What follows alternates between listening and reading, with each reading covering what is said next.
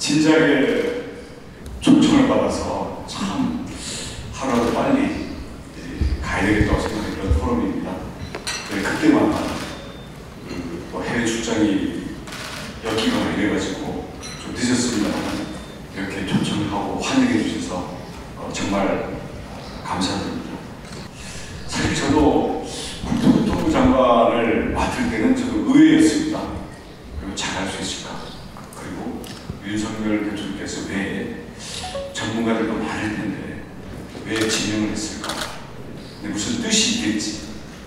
그리고 특히 제가 지자체 행정을 그래도 임기 2번을 했었기 때문에 여러 가지 하는 뜻이 있을 거다. 그리고 대통령 선거 캠프할 때 제가 부동산 문제라든지 아니면 교통 문제라든지 이런 공약을 그 전문가들하고 사실은 머리를 맞대고 많이 연구를 했었고, 특히 전국의 지방 공약을 제가 다 만졌었습니다.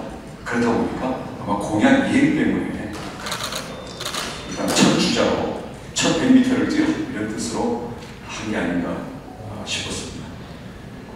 뭐 우리 대통령께서 역점적으로 추진하신 부분이 좀 많이 있습니다만 그 중에서도 부산 엑스포에 대해서는 저희도 깜짝 놀랄 정도 그 스타일로 그냥 올인 하시더라고요.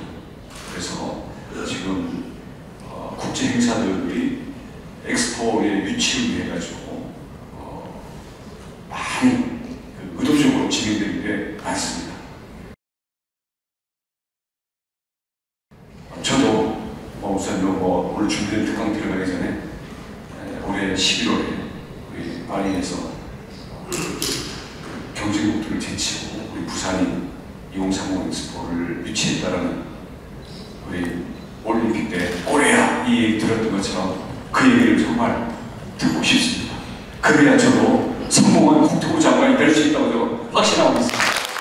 제가 사우디도 특사로 가고 이렇게 행사도 가니 혹시 오해를 하는 분도 계신데 그 얘기부터 말씀드리면 저는 처음부터 공개적으로 우리 빈살마 왕세자하고 거기 모든 부총리들 장관들한테 대놓고 얘기를 했습니다.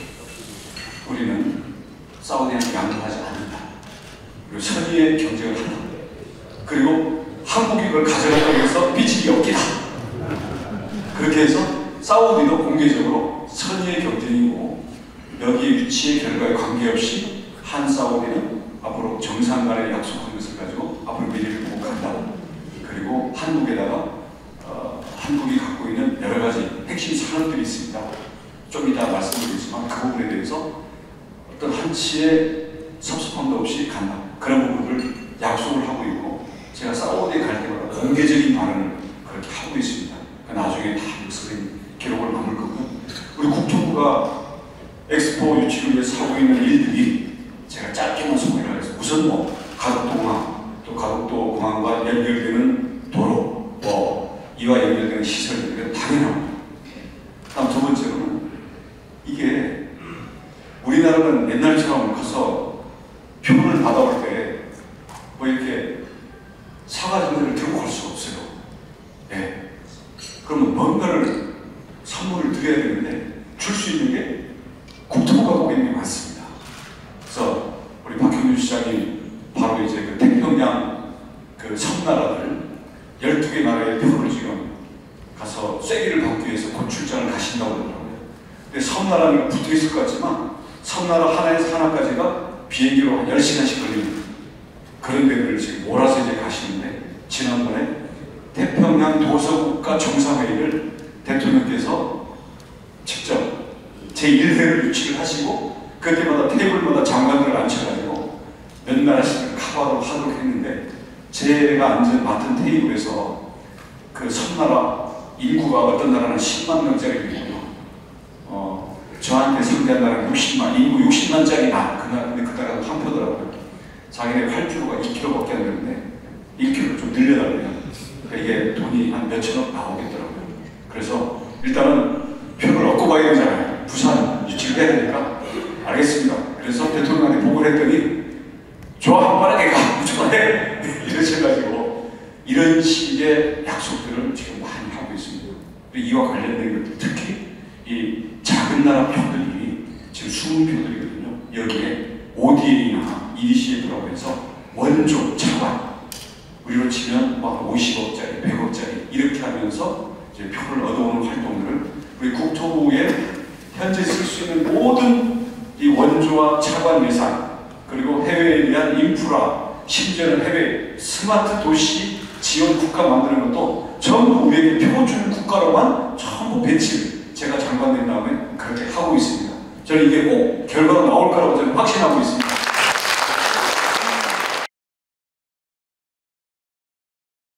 우리나라의 큰 문제 중에 하나가 아까 박형준 시장님도 말씀하셨지만 한 바퀴로 돌아간다는 게 문제 아니겠습니까? 근데 그게 지금은 숨이 헐떡거려서 목에까지 찼습니다. 집값 비싸죠. 수도권 교통 막히죠. 그러다 보니까 애들도 안 왔습니다. 그리고 거기에는 더 이상 땅도 없습니다. 그리고 거기에 더 이상 무슨 규제를 풀 수도 없어요. 그러면 대한민국의 제2의 도약을 위해서 뭔가 국토 전략이 필요한데 거기에서는 또 다른 성장 동력의 미래의 거점이 필요하고 또 하나는 나라를 국토를 좀 더 넓게 입체적으로 쓸 필요가 있다고 생각을 합니다. 사실 우리 고도의 경제 성장하면 박정희 대통령 때부터 시작이 돼서 그 모델이 지금까지 오는 거 아니겠습니까? 근데 그때는 사실 수도권 집중을 의도했던 건 아니라고 생각합니다. 산업단지 전부 이 바닷가 그리고 특히 동남권에서부터 시동을 걸어서 대한민국을 수출 강국으로 만들어서 여기까지 온 거 아니겠습니까? 그리고 농촌에 대해서는 새마을도 그리고 지방도시들을 다 살리고 그랬는데 그러다 보니까 그 성장한 결과 지방의 인재들은 다 서울 그리고 수도권이 자꾸 우리가 국제적 위상이 커지다 보니까 특히 국제 기능이 서울 중심으로 가다 보니까 인재와 투자와 국제 기능이 수도권에 쏠리다 보니까 결과적으로 수도권 집중이 된 거죠. 근데 박정희 대통령 때부터 지방 균형 발전, 지방 분산 정책은 나름대로 열심히 해왔다고 생각합니다. 근데 집중되는 그 속도를 균형 발전 정책이 이거를 따라가지를 못하는 거예요. 결과적으로는 지금도 오늘 이 순간에 계속 수도권 집중은 계속 커지고 있습니다. 그러다 보니까 지방의 불신과 지방의 위기의식은 점점 더 커지고 있는 거예요. 그래서 과연 이 모델로 더 이상 갈 수 있는 건가? 그래서 그런 점에서 저는 행사로는 부산 엑스포의 유치를 통한 우리 부산이 전 세계를 상대로 한 국내의 가장 큰 행사를 성공적으로 치러내는 것 이게 필요하다고 생각을 하고요. 그러면 엑스포 끝난 다음에 그냥 여기에 시설만 남는 거냐? 그게 아니라 앞으로 자생력을 가지고 지속적으로 국가의 미래를 끌고 갈 수 있는 뭔가의 이 에너지들을 이 안에 자생적으로 갖춰야 된다고 생각합니다. 그것은 아마 교육이 될 수도 있을 거고요. 기술과 연구개발이 될 수도 있을 거고요.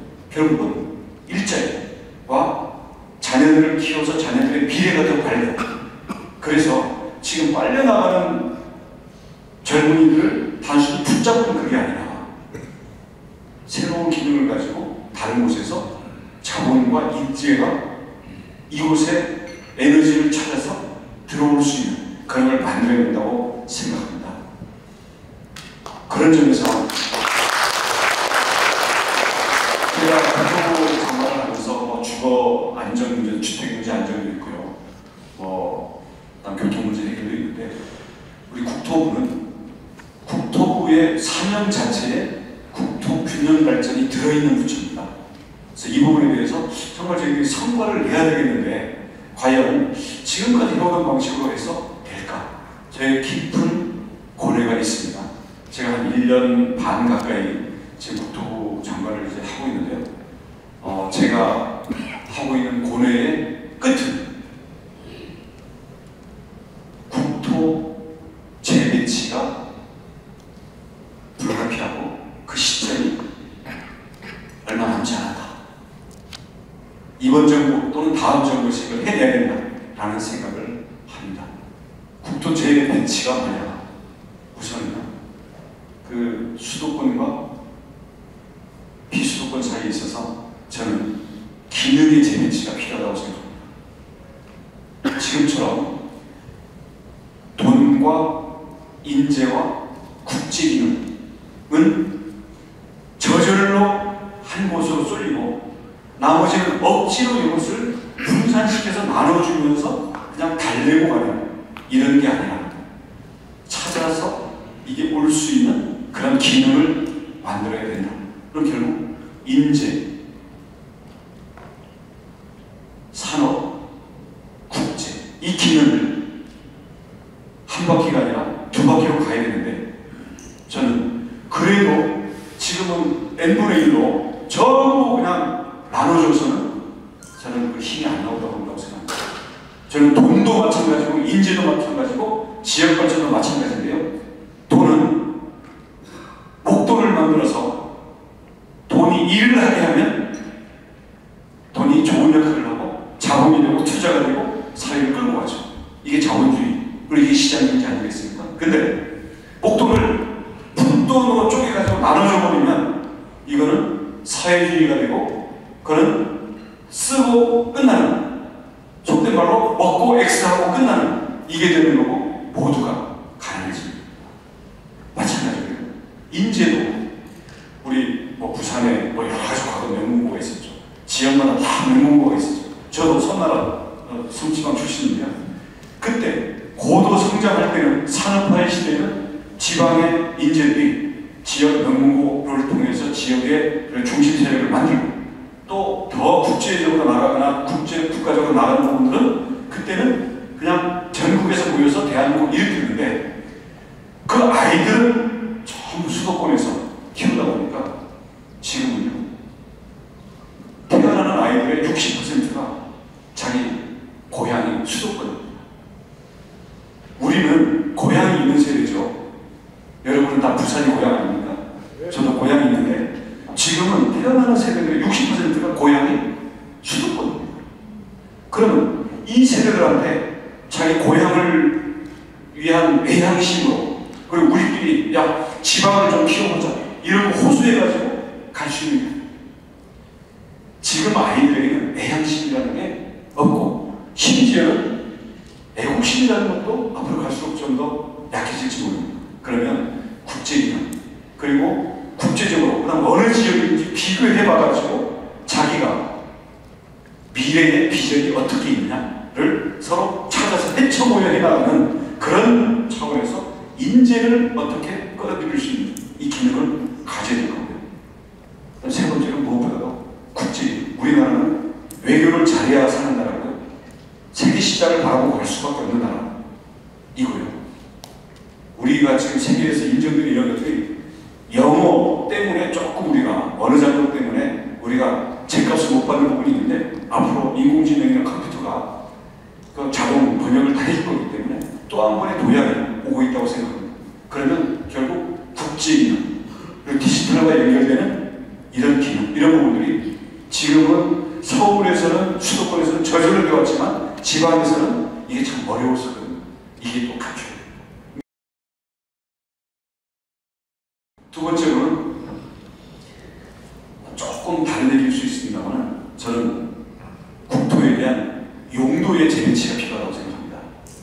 지금 그린벨트 박정희 시대에 묶어놓은 겁니다.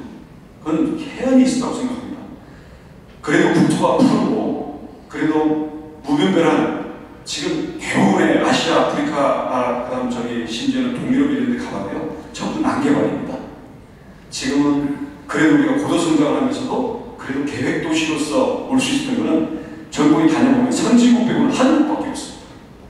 지금까지는 이게 역할을 잘 했는데 앞으로도 이게 맞냐? 이번에도 우리 대통령께서 국토부에 지시를 했더니 그린벨트 획기적으로 풀어라. 대신 난개발은 안 된다. 그래서 부산도 그렇고 울산도 그렇고 창원도 그렇고 이번에 같이 부흥교육 협력회의를 해가지고 저희들이 획기적으로 풀었습니다. 들어오겠다라는 공장들, 회사들이 확실히 있는 데들에 대해서는 우리가 제한 없이 풀어주고 그래도 왜 저희만 풀어주냐 이렇게 문제가 될 경우는 국책사업을 지정해서 국책사업은 국무회의가 의결하면 총량에 관계없이 의결할 수 있도록 해가지고 투자를 유치하거나 아니면 우리 국내 기업이 성장해서 그 안에서 생산적인 투자를 하겠다는 게 확실하고 인재를 조달할 수 있는 방안만 된다면 땅을 우리가 풀어준다. 일하는 돈이 문제고 일할 인재가 문제지 땅을 못 끊어가지고 이게 먹고게 하는 것은 앞으로 대한민국은 이런 게 없다. 그래서 이런 면에서 새롭게 접근을 할 거고요. 또 다른 문제의식을 갖고 있는 것은 우리나라는 평지가 30%밖에 안 되는 나라 아닙니까? 30%가 안 되죠. 지금 산지가 67%인 나라입니다. 그 다음 이 남해안 보면은 전부 섬에다가 이게 나무가 덮인 돌섬들이 돼가지고 툭하면 농지에 걸리고 툭하면 산지에 걸리고 툭하면 해양국립공원에 걸리고 이래가지고 이 좋은 남해안 제대로 관광개발 못하고 있습니다. 그럼 국토부에서는 이걸 하고 싶은데 저희는 그래서 남해안 개발 특별청을 만들어가지고 여기에 대해서 지금 한려수도 부산에 뭐 동백스마트 쫙 묶여있는 걸 있잖아요. 보존할 건 확실히 보존하고 개발할 거는 저 유럽의 스페인처럼 그리고 저 덴마크처럼 개발해가지고요 여기서 새로운 동력을 일으킬 수 있습니다. 그래서 그런 면에서 산지와 바다에 대한 새로운 개발 이게 필요하고 또 하나는 농지입니다. 좀 민감한 일이긴 한데요. 지금은 뭐 식량 뭐라는 이름으로 지금 가장 비싼 값을 주면서 그 돈을 가지고 지금 매번 국회 때마다 싸우고 있는데요. 사실 그때 적자를 보고 메꿔주는 돈 3조 내지 5조면 매년 그 예산이 들어가요. 전 국민들한테 연금 나눠주는 건 없습니다.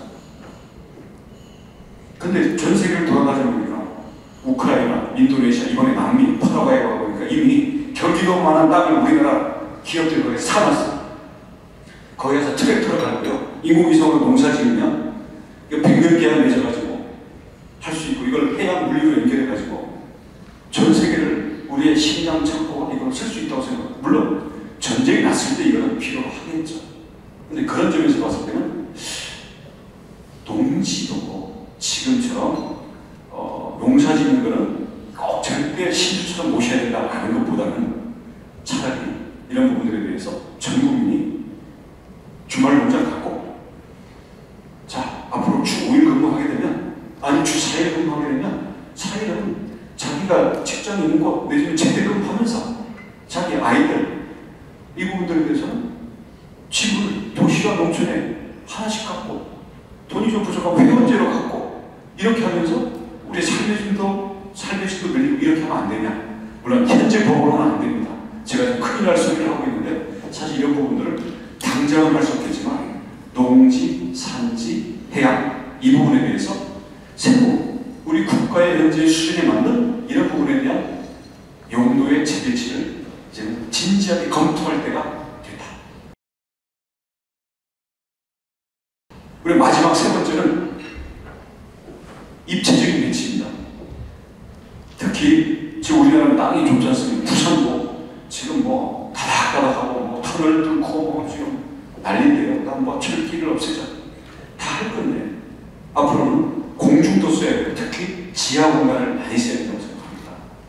왜냐하면 지금 서울도 그렇고 앞으로 부산도 그렇고 지하도로 그다음 철도 지하화 이런 계획들을 지금 열심히 연구를 하고 있거든요. 이거 우리 또 윤석열 대통령께서 국가 이 과제로 국정과제를 이미 발표도 하시고 지시를 하셨기 때문에 일단 우선 수도권과 부산을 중심으로 해서 저희들이 시범사업도 이제 계획을 하게 될 텐데요.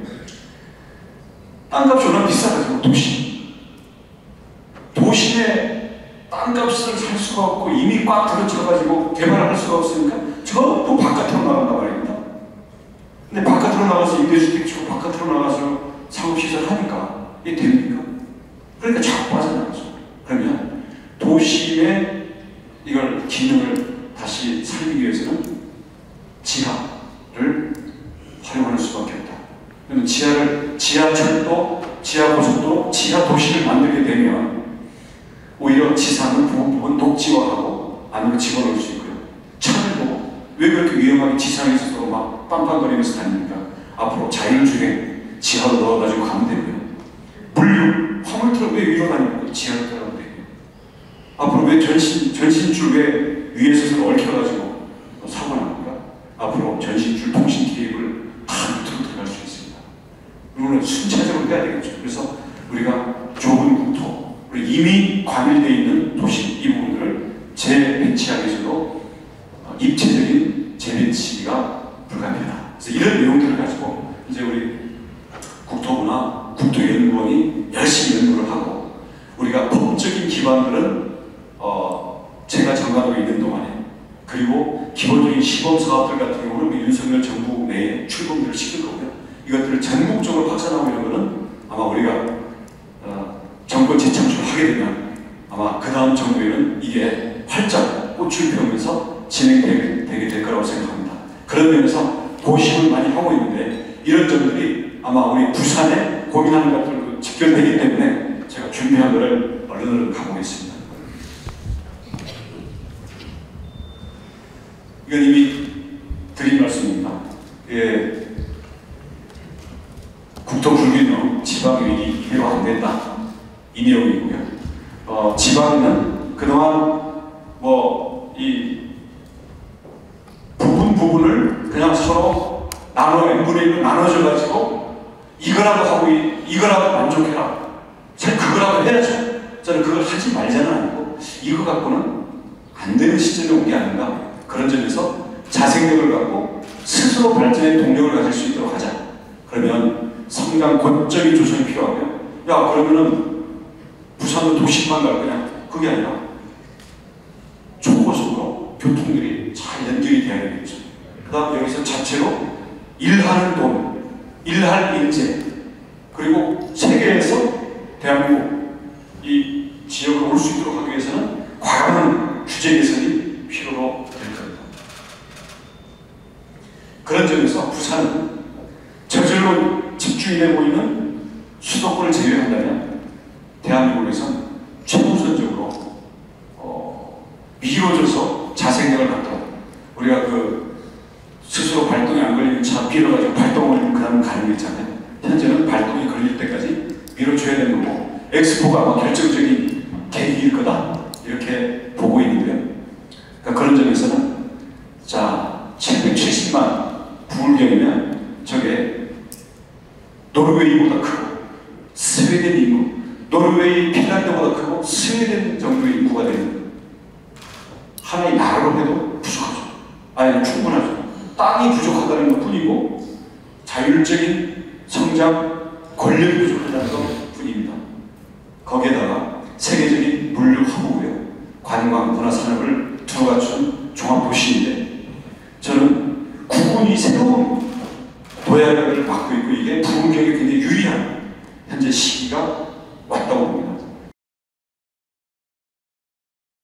그럼 이렇게 해서 어떻게 뒷받침할 거냐? 저는 이따가 바로 10시에 우리 부산시청에 가서 우리 박형우 시장님하고 우리 협의를 하도록 되어 있는데요. 오늘의 주제는 이 도시융합특구 센텀 2, 센텀 2인데요.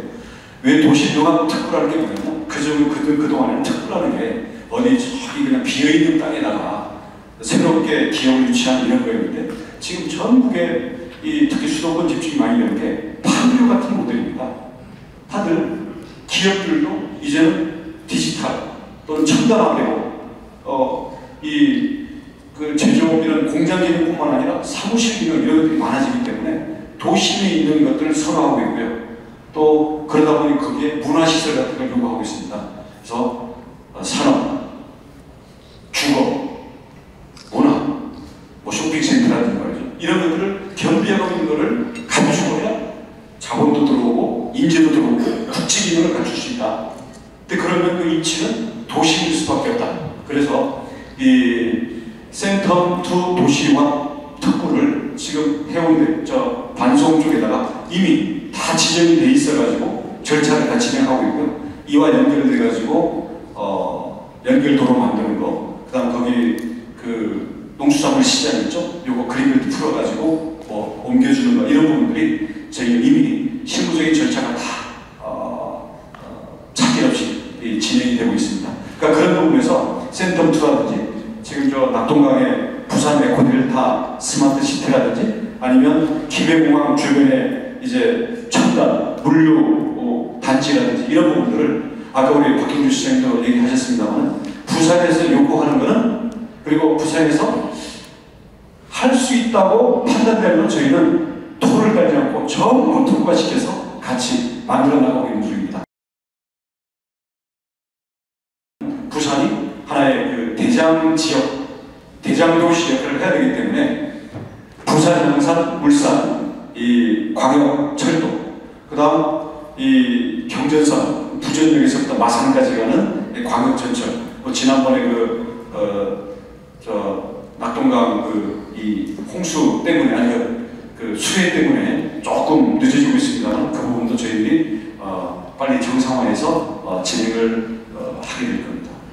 그리고 여기에서부터 울산 태화강역까지도 KTX를 다 연결시켜가지고 이 부울경 지역의 광역교통망들을 제대로 갖추기 위해서 저희들이 노력을 하고 있습니다. 이건 제가 아까 말씀드린 거고요. 이것도 역시 말씀드린 거고. 여러분 워낙 잘 아실 테니까 가덕도 신공항은 29년까지 만들게 되고 어떤 분들은 그렇게 물어보더라고요. 야 혹시 뭐 예를 들어서 엑스포에 혹시 뭐 이런 경우에는 가덕도가 또 흔들리는 거 아니냐. 저희는 엑스포는 하나의 뭐랄까 이 절정을 찍는 하나의 계기로 보고 있는 거지. 그게 되든 안 되든 대한민국이 제2의 도약을 하고 지금 세계에서 한국을 찾아오고 한국의 이 물들어올 때 노젓기 위해서는 부울경을 추구를 해서 대한민국의 두 번째 바퀴를 무조건 만들어야 됩니다. 그런 점에서는 이미 가덕도 우리 신공항 추진단이 만들어져서 가급적이면 우리 부산 출신들 제일 똑똑한 사람들 그 단장으로 보내고 있습니다. 그래서 앞으로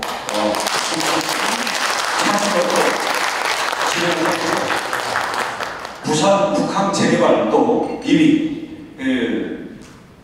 계획을 만들어가지고 진행을 하고 있고 저 부분에서 나중에는 예를 들어서 그 미군 기지에서 그 화물 야적장으로 쓰던 부분을 옮기는 거라든지 그러니까 그쪽도 저희들이 제가 와서 직접 현지 답사까지 다 하면서 진행이 되고 있습니다. 이것도 아까 크게 말씀드렸지만 부산의 서쪽은 가덕도와 이제 낙동강하고 스마트시티 대계고요. 중부 지역에는 말씀드린 것처럼 이 금융 기능, 부산 북학 그리고 캠퍼스 혁신 파크라는 것은 대학이 인재를 공급하는 데 좋고 그 안에 그나마 그래도 쾌적 환경을 갖고 있으니까 기업들이 거기에 사무실 입주하고 거기에 여러 가지 과기부, 교육부, 중소기업부에서 갖고 있는 여러 가지 지원 제도를 따로따로 하다 보니까 중앙부처에서는 실적은 잡히는데 지역에서는 그냥 간의 기별이 안 가는 이런 게 넓어. 그냥 한꺼번에 모아주고 이거를 지역에서 종합선물로 가져가게 하자. 그래서 그런 면에서 말씀드린 것처럼 도시 융합특구, 그 다음 캠퍼스 혁신파크 이렇게 지정을 하고 있는데 이런 부분들에 앞으로 내용들을 담아서 진행을 하게 될 겁니다. 말씀드린 것처럼 이런 성장 거점들을 광역철도 그리고 부산 내에서의 사상 해운대 고속도로를 할 건데요. 이걸 더 나아가서 아까도 말씀드린 것처럼 도시를 입체적으로 쓰기 위한 지하도로와 지하철도. 근데 이 부분은 그냥 사업만 덜컥 발표할 수 없는 게 법을 만들어야 됩니다. 그냥 특히 철도 같은 경우는 돈이 어마어마하게 많이 들기 때문에 그것을 사업비를 뽑아낼 수 있는 규제를 좀 풀어줘야 되거든요. 그럼 철도 부지를 현재는 국가 부지라서 민간에 줄 수 없도록 되어 있습니다. 이런 부분을 좀 법을 바꾸게 되면 나중에 그 철도 같은 경우는 사업성이 나오면 그건 진행을 하면 되는 거예요. 지하도로 같은 경우에도 지금 막히는 거를 지하도로를 뚫으면 빨리 갈 사람들은 요금을 내고 다니면 되니까. 대신 지금 육지에 있는 도로들은 저희 부산은 전부 동전을 너무 많이 받는데 이런 부분들도 앞으로 좀 재구조화를 해가지고 부산 도시 내에서의 교통 그리고 저 위로는 울산 그리고 쪽에서는 창원, 마산으로 연결되는 이 번역들에 대해서 저희들이 이 교통망을 완성함으로써 우리 지역에서 엑스포를 데리고 앞으로 대한민국 제2의 도약을 이끌어나가는 뭐랄까요, 이건 새로운 수도, 새로운 경제산업 수도, 내지는 새로운 미래 수도, 이런 개념으로 가야 된다고 생각합니다. 그래서 저희 국토부는 그 안에 있는 국토균형 발전의 개념을 지금처럼 그냥 관공서 몇 개 그냥 분산 배치시키고 이런 거에서 끝나는 게 아니라 그거는 기본이고, 이제는 우리 그동안의 산업화 시대에서 결국 수도권 집중으로 결국은 기울고 말았던 이 부분들을 대한민국에게 다가오고 있는 새로운 국은 융성의 기회에 제2의 도약의 구심점 역할을 할 수 있는 부산, 부울경이 되도록 하기 위해서 저희는 당장은 엑스포와 당장의 현안 사업에 대해서 전폭 지원할 뿐만 아니라 앞으로 더 큰 밑그림을 그릴 수 있도록